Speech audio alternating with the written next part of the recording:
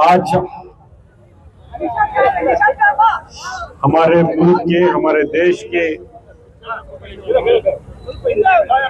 77वीं आजादी की सालगिरह है। मैं आप सबको इसकी मुबारकबाद देता हूं।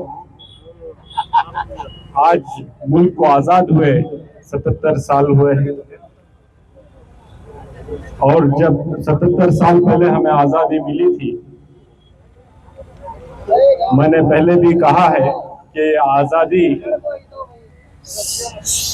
अंग्रेजों ने हम पर रहम करके या हमारे लिए एक हमदर्दी रखते हुए आजादी नहीं दी थी।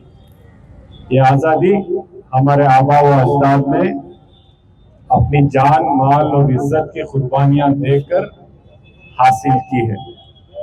ये कोई मामूली आजादी नहीं थी। मुसलसल 150 साल का जिद्दोजहद, इन 150 सालों में लाखों के नौजवानों ने, बुजुर्गों ने, माँ बहनों ने अपनी जान की कुर्बानियां दी, अपनी जिंदगियों को इस मुल्क के लिए, इस देश के लिए कुर्बान कर दिया। कई लाख लोगों को जेल में रखा गया। ये जो सड़कें, ये जो पेड़ पौधे जो आपको बड़े झाड़ दिख रहे हैं, 100 साल 200 साल की तारीख रखने वाले, इन पेड़ों पर हमारे आबा व अजदाद की लाशों को लटकाया गया। तो ये बड़ी कुर्बानियों के साथ इस आजादी को हासिल किया गया है। और जब इस आजादी की लड़ाई लड़ रहे थे तो इसमें ना कोई हिंदू, ना मुसलमान, ना क्रिश्चियन, ना कोई जात, कोई धर्म का फर्क था।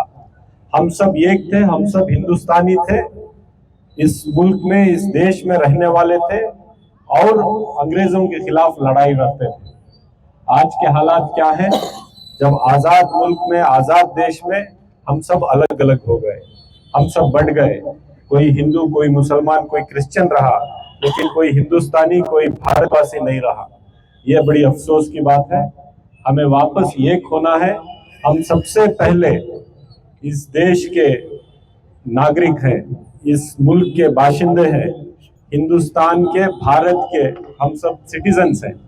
उसके बाद हम हिंदू होंगे, मुसलमान होंगे, क्रिश्चियन होंगे, कोई धर्म, कोई जात होगा, लेकिन ये सब इस देश के, इस मुल्क के वफादारी में पहले भी जैसा हमारे आबा व अजदाद ने अपनी जान की कुर्बानियां दी, वैसे ही आज भी इस मुल्क को, इस देश के लिए अगर जरूरत पड़ी तो हम सब अपनी जान की कुर्बानियां देने हम सब तैयार हैं। ये जज्बा हम रखते हैं, रखना होगा और आने वाले दिनों में इस मुल्क में आज के जो हालात हैं ये हालात नहीं रहेंगे। हालात बदलेंगे और अच्छे होंगे और पूरी दुनिया में हिंदुस्तान का, भारत का नाम बहुत ऊंचा करेंगे। हम सब मिलकर करेंगे। शुक्रिया। और फोटोग्राफर्स एसोसिएशन का भी शुक्रगुजार हूँ। हमारे नवरंग फारूक साहब सदर है इसके, और सारे नौजवान यहाँ मौजूद हैं। मैं आप सबका भी शुक्रगुजार हूँ।